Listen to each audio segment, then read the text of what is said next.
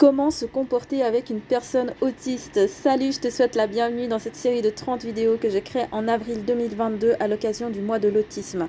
Moi c'est Maud, j'ai 35 ans, je suis coach psychospirituel et je suis également une personne avec autisme. Comment se comporter avec une personne autiste? Donc c'est une question qui m'a été posée en commentaire. La question de base c'était: est-ce que j'ai des conseils à donner aux parents d'enfants avec TSA? Personnellement j'ai eu envie d'élargir ça aux adultes aussi, donc pour deux raisons. La première, c'est qu'il n'y a pas que les enfants qui sont autistes, il y a aussi les adultes qui sont autistes, étant donné que l'autisme en fait ça reste toute la vie. Les enfants au bout d'un moment ils grandissent et ils deviennent des adultes avec autisme. La deuxième raison, c'est que moi-même j'ai plus d'expérience avec les adultes, étant donné qu'en tant que coach et en tant que futur thérapeute, en fait je travaille plutôt avec des adultes. Du coup simplement j'ai plus d'expérience dans ce domaine-là. Mais après, je pense que les conseils que je vais donner, en fait, au fond, ils sont applicables pour tous les âges. C'était juste pour expliquer pourquoi j'ai titré la vidéo différemment. Donc, comment se comporter avec une personne autiste? Je dirais que pour moi, c'est déjà plus la personne, elle est, je dirais, je dirais qu'il faut éviter en fait tout ce qui est de l'ordre des sous-entendus, parce que ça c'est quelque chose qui nous perd et c'est quelque chose qu'on va pas comprendre, et ça va rendre la communication compliquée, surtout si vous savez qu'on est autiste et que vous, malgré tout, vous continuez à nous faire des sous-entendus. Ben, pour nous, en fait, c'est très compliqué et c'est aussi beaucoup de souffrance. Donc, personnellement, j'apprécie vraiment beaucoup plus la compagnie de personnes qui sont un peu cash et qui n'hésitent pas à dire les choses. Donc, moi, à l'un de mes emplois, en ce moment, j'ai une équipe avec laquelle ça fonctionne très bien, parce que je me souviens qu'une fois, quelques semaines après que j'étais arrivée, je connaissais pas encore bien les tâches, et puis je faisais un peu des bêtises, et puis on m'avait dit, quelqu'un m'avait dit de manière très cash: bon, bureau des plaintes. Point 1, il y a ça qui va pas. Point 2, il y a ça qui va pas. Point 3, il y a ça qui va pas. Et fuis pas en courant, mais en fait, il y avait encore ça qui était faux. Et en fait, moi, j'ai énormément apprécié cette manière de me parler, parce qu'au moins, c'était pas dit méchamment, mais surtout, c'était extrêmement clair et j'ai bien pu comprendre qu'est-ce que j'avais fait de faux. Et comme ça m'a permis, en fait, de me recorriger tout de suite. Alors que si on m'avait fait des allusions du type ouais, tu pourrais peut-être améliorer ça, machin, là, j'aurais pas compris. Du coup, j'aurais continué à faire faux. Du coup, les gens se seraient énervés, etc. Donc, généralement, ça se passe vraiment pas bien quand les gens font trop de sous-entendus. Et plus vous êtes honnête, plus vous êtes franc, moins vous faites de faux semblants. Et puis, plus ça va être clair et agréable et aisé pour nous. Ensuite, je dirais que c'est très important de ne pas nous culpabiliser à cause de nos particularités. Quand je dis nous culpabiliser à cause de nos particularités, c'est pas forcément dans le sens de nous faire des reproches, c'est pas forcément dans le sens de vous énerver ou de vous fâcher ou de nous dire des choses déplaisantes, mais ça peut aussi être d'avoir un langage non verbal ou une réaction automatique qui nous fasse comprendre que non, qu'on n'est pas normaux ou qu'on est dégoûtant ou quelque chose comme ça. Par exemple, donc avec la pandémie, heureusement, j'avais plus besoin de faire la bise, donc ça allait, c'était cool. Mais quand j'étais enfant et que je voulais pas faire la bise, ben déjà, un, on me disait que j'étais malhonnête, deux, on me disait que j'étais une méchante fille, ensuite on me disait que j'étais pas polie, et même après, quand je disais que j'avais pas envie de faire la bise, les gens tout de suite ils avaient un geste de recul, ou alors ils ouvraient grand les yeux. Et en fait, tout ça, je sais que c'est des réactions automatiques et que vous faites pas forcément exprès, mais en fait c'est hyper blessant parce que ça nous renvoie en fait l'image de notre anormalité. En plus, c'est quand même des réactions qui sont assez jugeantes, donc c'est vraiment désagréable. Ensuite, quelque chose qui, en tout cas avec moi, que j'apprécie que les gens me fassent pas, c'est vraiment d'essayer d'éviter de me toucher, en fait, d'une manière générale, ou d'éviter d'être trop près de moi. C'est quelque chose qui est assez compliqué pour moi. Donc, curieusement, quand je joue à des jeux de rôle grandeur nature, je suis dans un autre personnage, donc là j'arrive à supporter les contacts physiques, mais dans la vraie vie, c'est un vrai problème pour moi quand les gens se permettent de me toucher sans me demander la permission, et notamment, je l'ai déjà expliqué, le rituel de la bise, c'est quelque chose que j'ai toujours assez mal vécu. Ensuite, s'il vous plaît, ne nous en tenez pas rigueur à cause de nos expressions faciales ou de notre langage non verbal. En fait, globalement, à cause de notre manière de bouger ou de notre manière de parler, parfois, on n'a pas toujours la bonne expression, ou alors on n'a pas toujours la bonne tonalité. Par exemple, pour moi, c'est compliqué de regarder les gens dans les yeux, En temps normal, je me contrôle parce que je contrôle en fait chacun des mouvements de mon corps en permanence, ce qui fait que j'arrive à peu près à donner illusion face au neurotypique. Mais quand je suis enfin, par exemple, quand on me dit quelque chose qui me questionne, ou quand je suis très intéressée, ou alors quand je suis bouleversée par une émotion, il peut arriver que je perde la maîtrise un petit peu de mon langage non verbal. Et à ce moment-là, je peux oublier de regarder quelqu'un dans les yeux, ou alors je peux parler avec une voix qui était un peu trop sèche, ou alors je peux oublier de sourire ou quelque chose comme ça. Et à ce moment-là, souvent la personne en face elle va mal interpréter, donc à la rigueur quand la personne en face elle n'est pas au courant qu'on est autiste, ça peut être excusable, c'est désagréable pour nous à vivre, mais ça peut se comprendre. Par contre, quand vous savez qu'on est autiste, s'il vous plaît, faites un effort pour pas surinterpréter notre langage non verbal de la mauvaise manière, ou encore pour pas tout le temps nous reprocher nos tons de voix d'une manière qui n'était pas forcément ce qu'on a désiré. Mais surtout quand vous savez qu'on est autiste, faites vraiment un effort pour pas nous reprocher le fait qu'on n'a peut-être pas parlé de la bonne manière, ou qu'on n'a peut-être pas bougé de la même manière. Et pour pas surtout dire oui mais de la façon dont tu l'as dit j'avais pas compris que, alors que vous savez qu'on est autiste, vous savez que même si on fait énormément d'efforts pour essayer de bouger de la manière qui vous convient, parfois ça nous arrive de faire des erreurs, parfois ça nous arrive qu'il y ait des failles en fait dans notre gestuelle, dans la comédie en fait qu'on vous sert au quotidien pour essayer de vous satisfaire. Et s'il vous plaît, soyez un petit peu tolérants avec ce genre d'erreur qu'on peut faire, parce que surtout si vous êtes informé qu'on est autiste, ne prenez pas personnellement le fait que peut-être ce jour-là on a oublié de sourire pendant une seconde parce qu'on réfléchissait à autre chose. S'il vous plaît, vraiment soyez un peu tolérants, et rappelez-vous qu'on est autiste et que peut-être on peut faire des maladresses en termes de langage non verbal. Vraiment soyez tolérants avec ça, ne soyez pas jugeants, ne nous culpabilisez pas. Je vous assure qu'on vit déjà très mal au quotidien le fait de commettre ce genre d'erreur, mais si en plus vous réagissez mal, surtout si vous êtes au courant qu'on est autiste, ça nous culpabilise encore plus, et ça nous fait nous sentir encore plus qu'on est des sous-merdes et qu'on mérite pas d'être aimé, qu'on mérite pas d'être en vie, enfin blabla. Après on peut partir en live assez loin dans notre tête, mais en tout cas ce serait vraiment important, s'il vous plaît, de faire un petit effort avec ça et d'avoir un peu de tolérance, et d'essayer d'être un peu moins jugeant avec nous. D'une façon générale, en fait, c'est bien de ne pas surinterpréter notre attitude.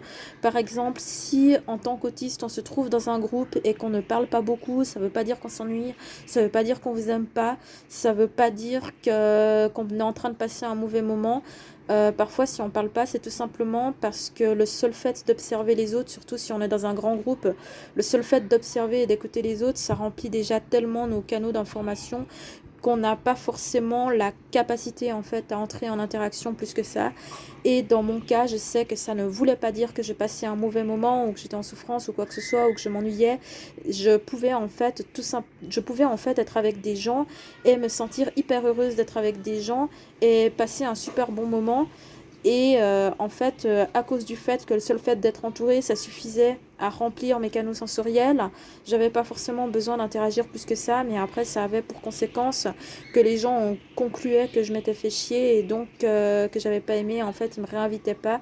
Et c'est comme ça que je me suis fait exclure d'un très grand nombre de groupes qui potentiellement avaient pu être sympas au départ avec moi, mais je me suis fait exclure d'un très grand nombre de groupes qui croyaient que je les aimais pas simplement parce que j'avais pas interagi plus que ça. Mais c'était juste qu'en fait j'avais pas forcément la capacité d'interagir encore plus, sachant que mes canaux sensoriels ils étaient déjà remplis.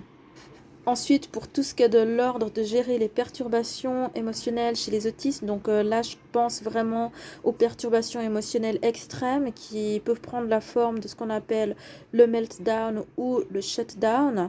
Donc dans le cas d'un shutdown, je dirais que la meilleure façon de gérer ce type de situation, c'est de nous foutre la paix et de nous laisser récupérer en fait. Je dirais que, enfin en tout cas dans mon cas, je sais que quand je fais des shutdowns, je récupère toute seule en fait au bout de quelques heures, mais pendant ces quelques heures c'est hyper important de pas m'oppresser, de pas essayer de me faire réagir, de pas me poser des questions, de pas le pire c'est de tourner autour de moi avec un air paniqué, parce que si vous-même vous êtes inquiet, moi en tant qu'autiste je vous assure que je ressens tout, et que du coup ça empire les choses en fait. Je dirais qu'un autiste qui est en shutdown, si vous tournez autour d'un air paniqué, et que vous lui transmettez vos émotions de panique, en fait, ça aggrave les symptômes et donc ça va le rendre atone encore plus longtemps. En tout cas, c'est comme ça que ça fonctionnait avec moi. Une fois de plus, je veux pas parler au nom de tous les autistes, hein. Je parle surtout de mon expérience et de la façon dont je l'ai vécu moi. Maintenant, comment gérer les meltdowns, ça c'est clair que c'est encore plus compliqué à vivre pour l'entourage.